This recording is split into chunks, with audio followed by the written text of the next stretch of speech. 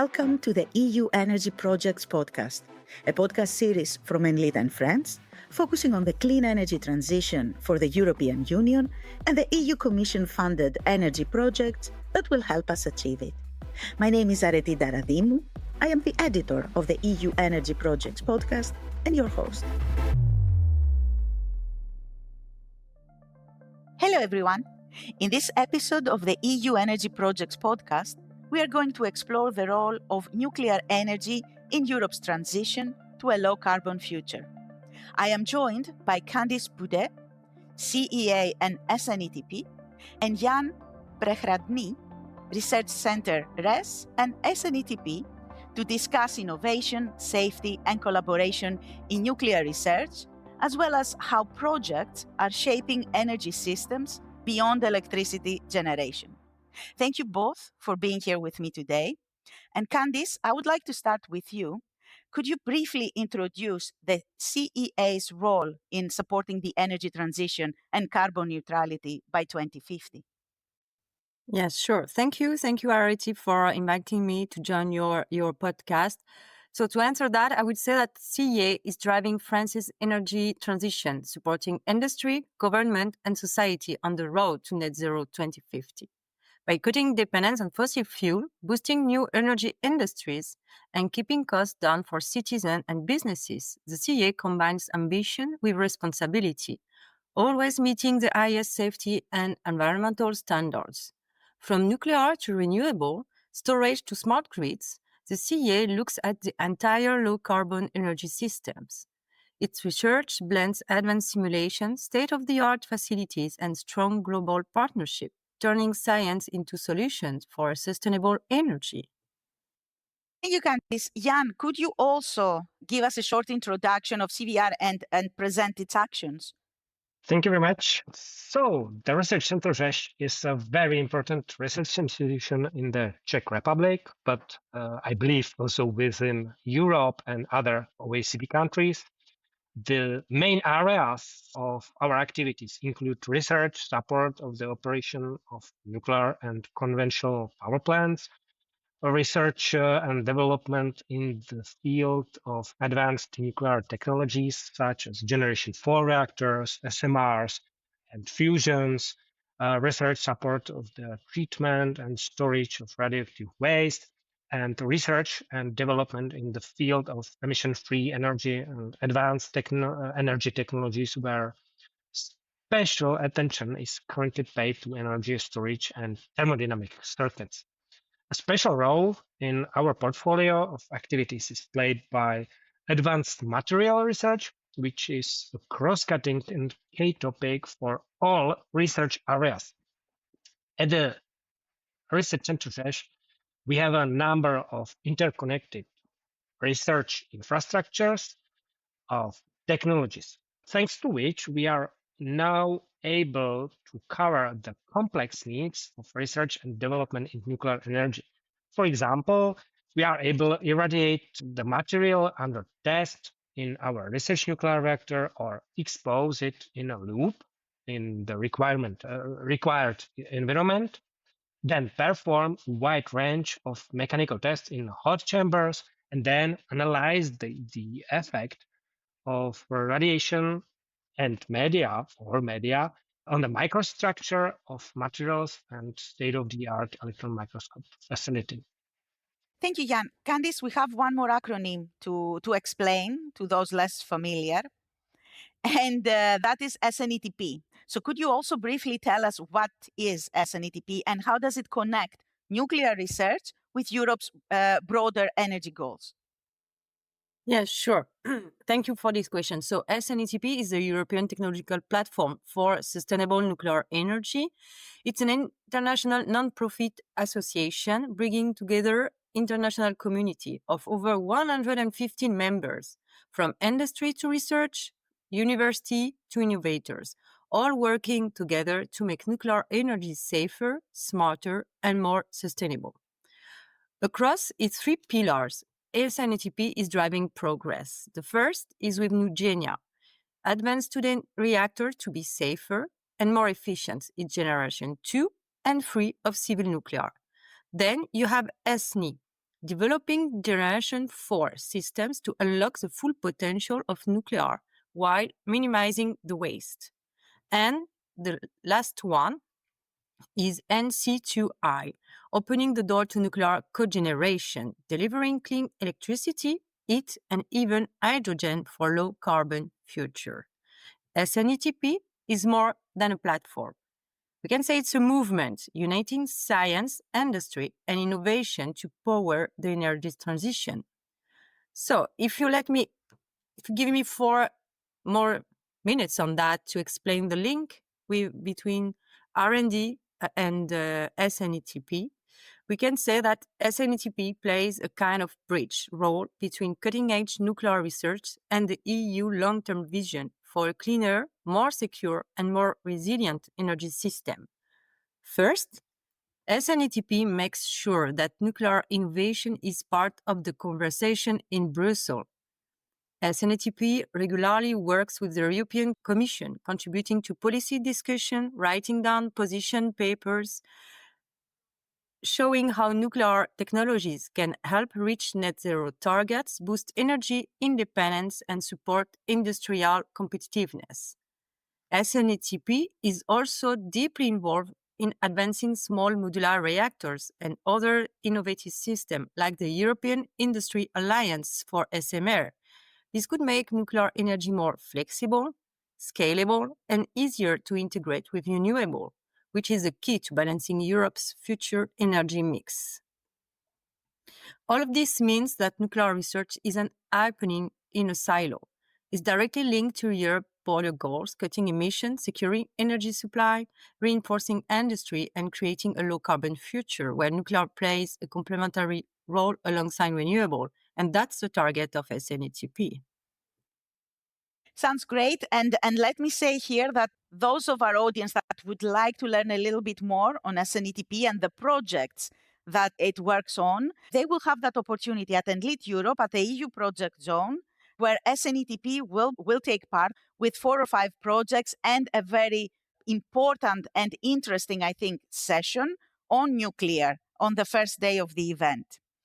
But let us go a little bit further in the nuclear contribution in the energy transition. And Jan, why do you think that nuclear's contribution to the energy transition is sometimes underestimated compared to renewables, for example? Unfortunately, the underestimation of nuclear energy is one of the longest standing difficulties this sector has faced. It's terrible, but it is true. In my opinion, nuclear power plants are currently the best technical organized solution for providing a long-term, reliable, and high-performance source of electricity that we are capable of designing and operating safely. Nevertheless, several unfortunate incidents or accidents in the past have significantly damaged the reputation of nuclear energy. Whether we speak about the accident in 3 Mile Island, Chernobyl, or Fukushima, each of them had a strong impact on public perception. Moreover, unfortunate actions taken by some politicians, mainly after Fukushima, have further harmed this reputation, leading to the widespread belief that nuclear energy is inherently bad. Another drawback of nuclear energy is the, I would say, extremely lengthy process of licensing and subsequent construction of nuclear power plant. While solar, for example, solar plant can be built within days, a nuclear power plant often takes many years to complete. In today's world, where many politicians, managers, or other decision makers are elected or appointed only for a limited time, the constructions of nuclear power plant is in a way politically unappealing, because the person who makes the decision to build will not be the one who inaugurates it. As a result, there is often a lack of political courage to commit to such long-term projects. Some hope, however, lies in the development and deployment of so-called small modular reactors.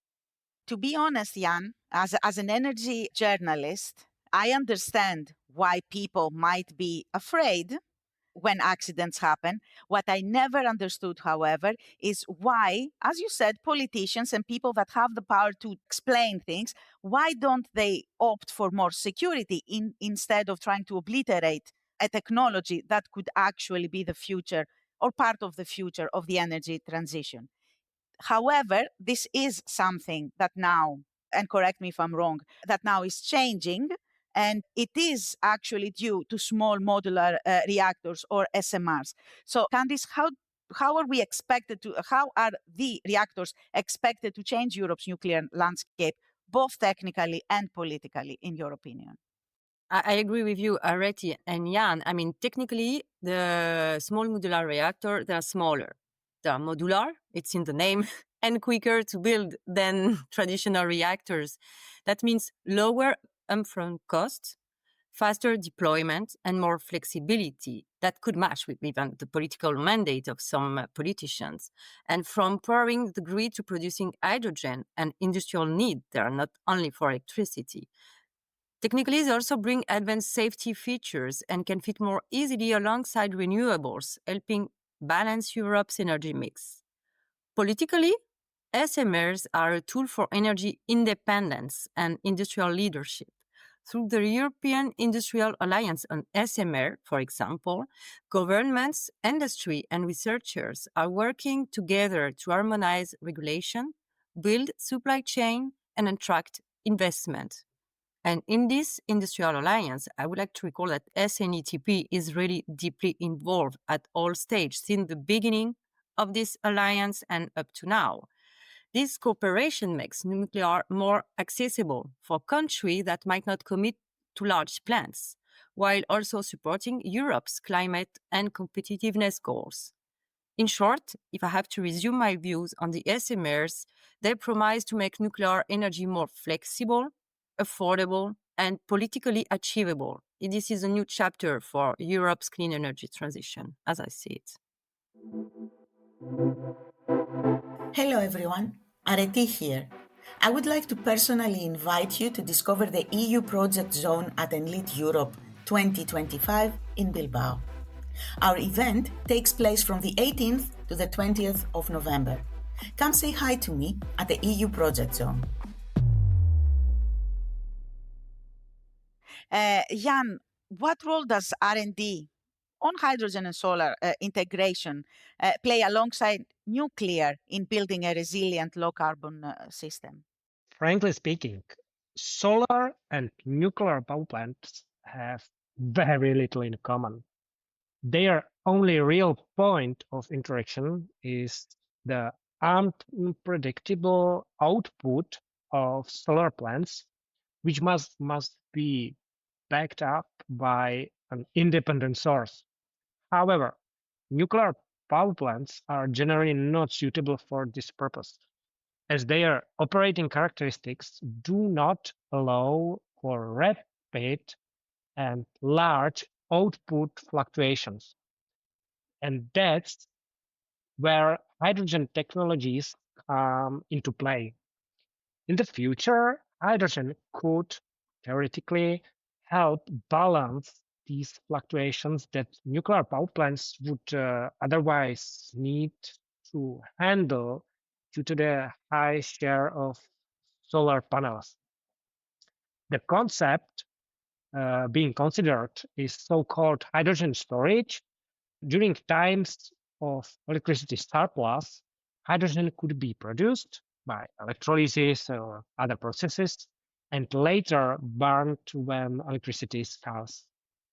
At present, however, there are still a number of technical barriers that prevent large-scale deployment of hydrogen storage.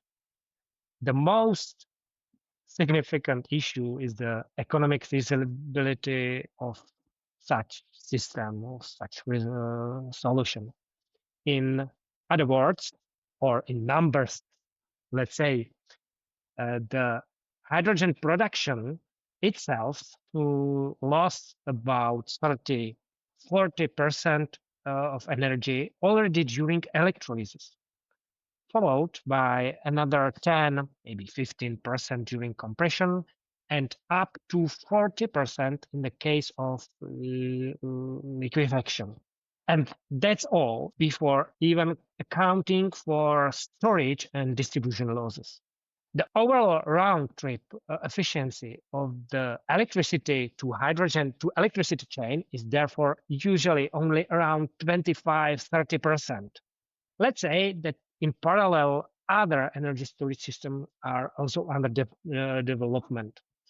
These systems are so-called thermal energy storage. They often use molten salts and can store thermal energy in the scale of several hundred megawatts, for example. However, here too the economic balance remains challenging, so these systems are still being developed with the goal of improving their technological efficiency. I believe in the future, some combination of these types of energy accumulation could be used, but it will be in future. Of course, it will be in future, especially if storage has something to say, because we're nowhere near yet when it comes to technologies like this. How will, however, digital tools help us, Candice? How will AI, for example, through projects like LLMS for EU, if I pronounce it correctly, a project that will be at the EU project zone at Enlit, how are they modernizing nuclear operations? Then this project, the LLMS for EU, that's quite hard, is a project building a large language model and multilingual data set for sectors like energy, but not only energy, telecom, public services, and science. For nuclear and energy industries, it helps improve safety, assess risk, and share knowledge, even across different languages. By giving small and medium enterprises access to these AI tools, the project boosts efficiency, supports decision-making, and keeps operations compliant with energy regulation. This from renewable energy to research and public administration. These models make cross-border collaboration and innovation faster and smarter.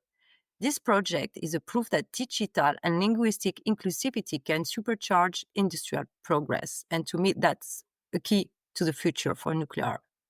Absolutely. METIS is another example of a very good project. And also, Jan, you mentioned Fukushima. So METIS has focused on seismic safety, which is very, very important. How do advances in nuclear safety research also improve resilience in non-nuclear infrastructures? Nuclear industry has obviously strong background in safety assessment and advanced numerical analysis approaches, especially nuclear industry. The Euratom project METIS, completed in May 2025, focused on a seismic risk assessment for nuclear facilities. The researchers developed computational models and probabilistic analysis to simulate how earthquakes may impact nuclear installations. These tools allow operators and policymakers to make informed decisions about infrastructure safety. Performance-based design and structural resilience are shared concerns for both nuclear and non-nuclear infrastructures. The methodologies developed by METIS project are valuable for a wide range of critical infrastructure beyond nuclear facilities. By simulating the effects of seismic events, these tools help engineers and planners assess vulnerabilities and impairment, target risk reduction measures for bridges, hospitals, dams, energy grids, and many other critical infrastructure. Applying such models enables industries to prioritize investments, improve disaster preparedness, and maintain operational continuity during natural hazards. Insights from nuclear-focused seismic risk assessment can therefore form safety strategies across urban infrastructure, industrial complexes, and large-scale energy systems, enhancing resilience across sectors. Sharing knowledge and developing new approaches jointly with nuclear industry and academic partners benefits across fertilization and of different sectors dealing with seismic safety. I want to go back a little bit on SNETP and the projects that it represents. I think, correct me if I'm wrong, Candice, that they have spillover effects beyond nuclear. So can you give us an example where nuclear R&D directly benefits other industries? Yes, you are right. And in the SNETP project portfolio, we do have many projects like that one. So I will just pick one. It's El Pistolero. The project is tackling a hidden challenge in nuclear facility, which is aging polymers. So wait for it. You're going to see how it can help the other technology. We are talking about cables, seals, and pipes degrade over the time, and keeping them safe is critical. This project has created a handheld optoelectronic system that gives operators real-time diagnostic, helping them spot wear and plan maintenance before the problem arises. But it's not just for nuclear plants. Wind, nuclear, solar, and other energy sectors can use it too, reducing downtime, improving safety, and boosting reliability. El Pistolero proved that artificial intelligence-driven monitoring isn't just smart. It's essential for safer, more efficient, and sustainable energy futures. But we do have a lot of more projects, and you can have a look in the SNETP website and even during Enlit. I mean, it's a real opportunity to meet with the people and ask them what they are doing for nuclear and for the other technology too. Thanks, Candice. I want to stay a little bit on the topic and ask you, how can collaboration across sectors accelerate both innovation and public acceptance of nuclear technologies? Because this is a very, very important aspect, acceptance of the public for nuclear technologies. I mean, for me, the collaboration across the sectors is key to accelerating both innovation but also public trust in nuclear technology, because it's what we are talking about. It's trust, confidence after the incidents and the fear that people may have. By bringing together industry, researcher, and public stakeholder, we pool expertise and resources to create safer, more efficient, and cutting-edge solutions. At the same time, engaging with society helps address concerns, improve transparency, and show the real benefits of nuclear energy. Cross-sector collaboration doesn't just drive innovation, it builds confidence, supports informed decision, and helps integrate nuclear safely alongside renewables for a sustainable energy future. This is the key to cross-collaboration between nuclear, wind, solar, even they can discuss with storage and grids. That's essential.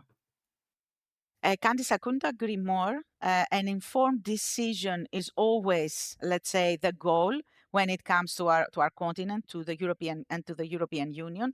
And I want to ask Jan, how well are EU policies, because this is quite an important topic also, such as the Green Deal or Fit for 55, aligned with nuclear innovation priorities today? Absolutely, without any reservations. I'm a reactor physicist, and therefore I am a huge fan of nuclear energy. But still, I am ready to change my mind if someone shows me a better and more usable technology than nuclear reactor. However, this has not happened in my today more than 20 years of practice. What other truly technology solution do we have for generating carbon-free energy here in Europe? Oh my God, I apologize for my freakness, but unfortunately, I have a little faith with in other sources. We can convince ourselves that solar energy will save us and we will be happy, but that is not the case. Just let's compare installed capacity to actual production. The difference between installed capacity and actual production is expressed in practice through the capacity factor. Installed capacity represents the sum of all panels capacities and is approximately 340 gigawatts for European Union. It's from data from 2024. Annual production is actual energy delivered over the year. And in 2024, the solar generation accounted for 10-11% for European electricity, which corresponds to hundreds of terawatt hours.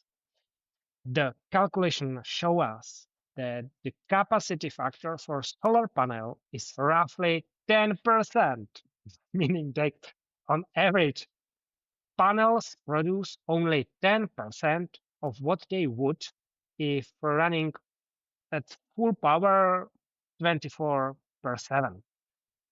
It's terrible, really terrible. The low annual percentage for Europe but is relatively expected. The European Union is geographically diverse, north, south, and seasonality reduces the early average. We have a relatively long winter nights. The typical range could be, I don't know, German 10-11%, Spain 15, maybe 17, 18. Okay, it's better, but still. For nuclear power plants, the capacity factor is significantly higher than for solar or wind because reactors run steadily and almost continuously. The global average in recent years is around 80-85%. In the European Union, most reactors operate in the range 70-90%, depending on fuel cycle outages and maintenance. Moreover, nuclear plants, all of them have an undeniable advantage. They are controllable and produce electricity even in a bad weather. In addition, carbon dioxide emissions from nuclear plants are virtually zero.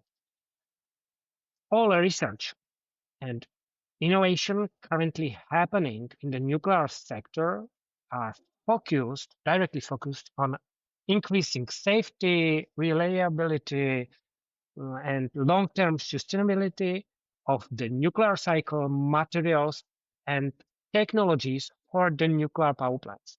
So I fully believe all of this is directly aligned with the mentioned European goals.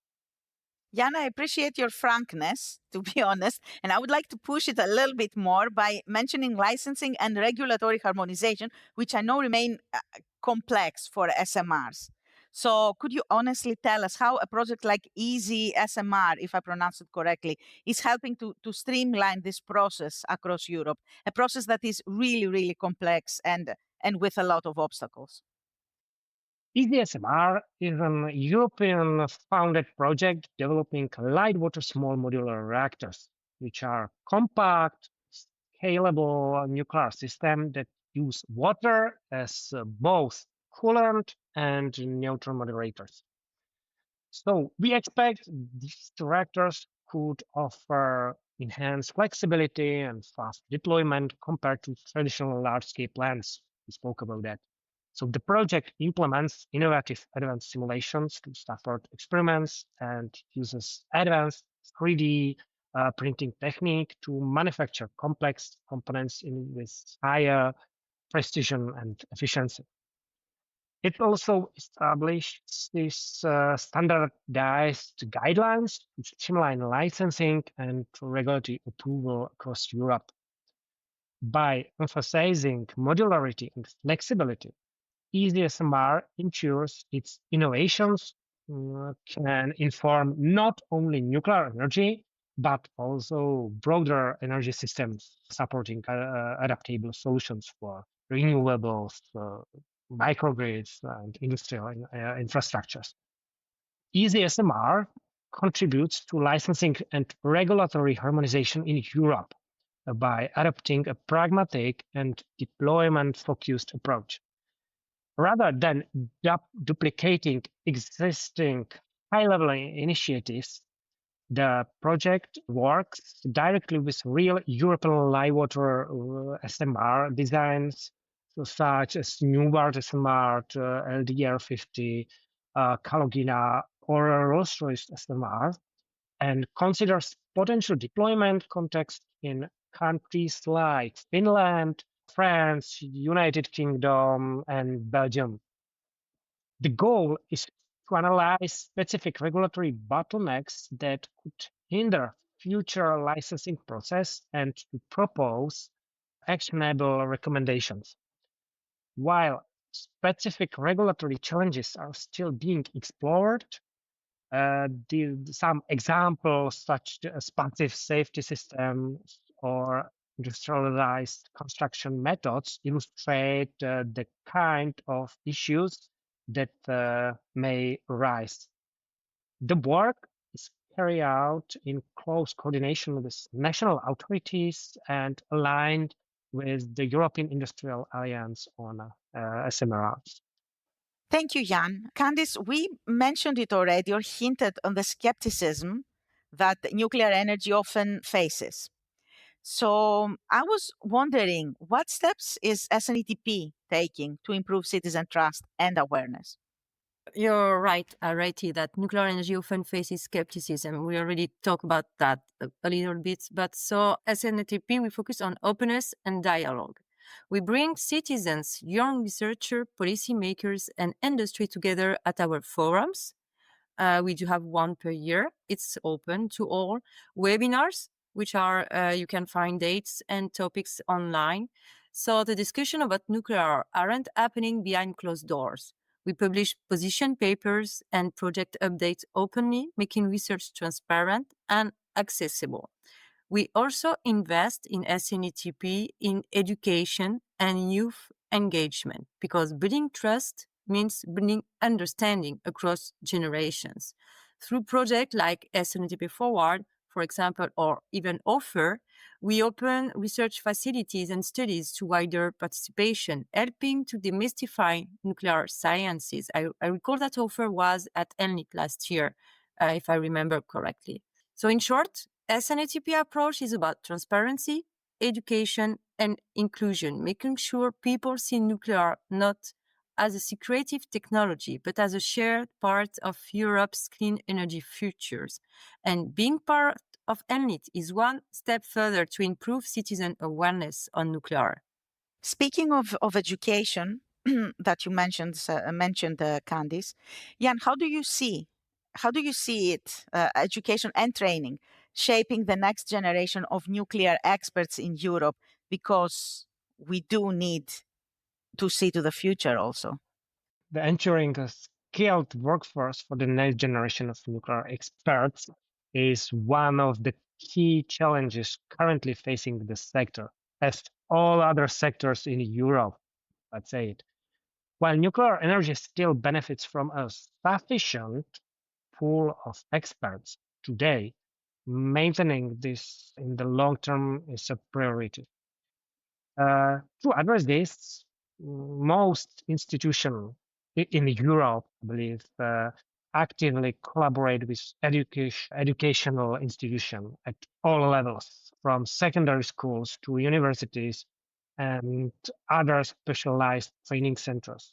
Some selected students are often offered scholarship, provided with topics for bachelor's, master's, and doctoral theses, and involved in R&D projects alongside faculty. Additionally, lectures and dedicated courses at the universities are offered by our companies to engage and to motivate students to pursue careers in nuclear science and technology.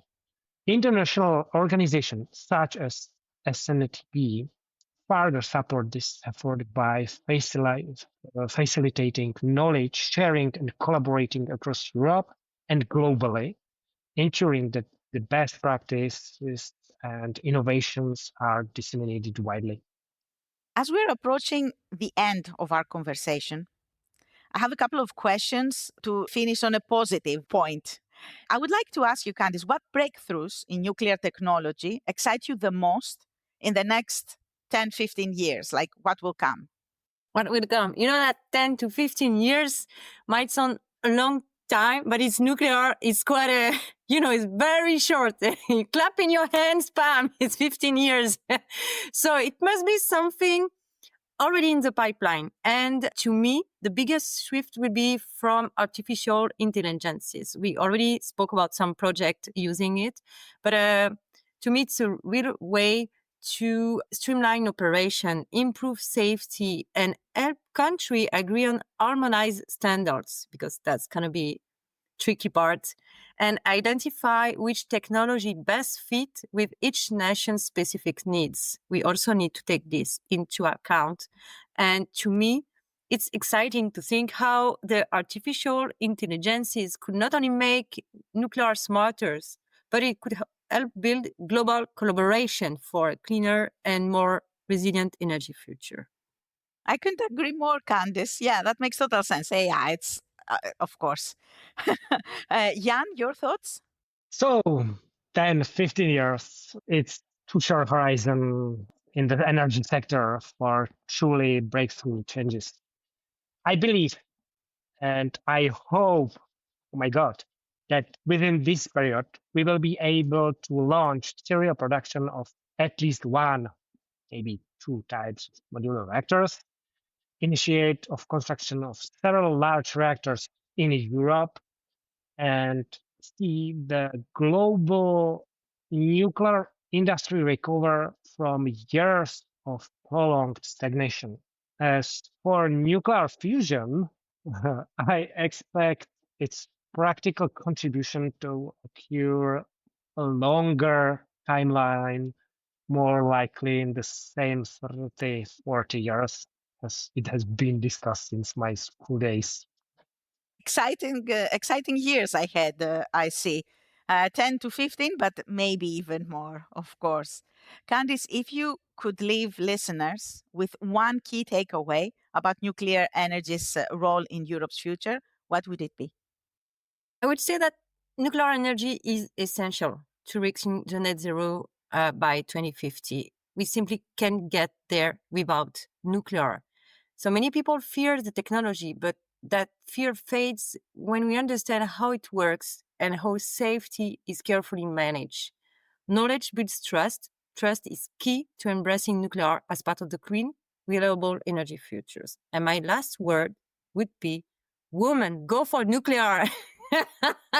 There is so many men. It's a kind of girl power, but we need women in nuclear. And if you have time and go to see what Wind Global is doing, they're doing great work, and I encourage you to have a look on their activities. They're working on engagement, citizen, training, education, and that's my last word. Women, go for nuclear. Oh my God, that is our new motto, Candice. I love it. Must be. I love it. Your thoughts? Definitely agree with Candice. Please, woman, come on. But I want to say just one short conclusion. Please, appeal to all. Let us avoid short-term decisions, focus on the long term, and make the most of the natural resources we have at our disposal. Resources that we can use efficiently, safely, and controllable. My keywords for better tomorrows are go green, go nuclear. Another amazing motto. I'm going to use both of them with your permission in the article that I'm going to write about this discussion. Thank you both very much. I think this was a very interesting conversation. We explained a lot of things, and I'm hoping that we put, a little stone towards people understanding a little bit nuclear, a little bit more. I know that over the years and with the help of organizations like SNETP, I got to understand and fear less nuclear myself. Thank you both very much. Thank you. Thank you, Areti. Thank you. You've been listening to the EU Energy Projects podcast, a podcast brought to you by Enlit and Friends. You can find us on Spotify, Apple, and the Enlit World website. Just hit subscribe, and you can access our other episodes too. I'm Areti Ntaradimou. Thank you for joining us.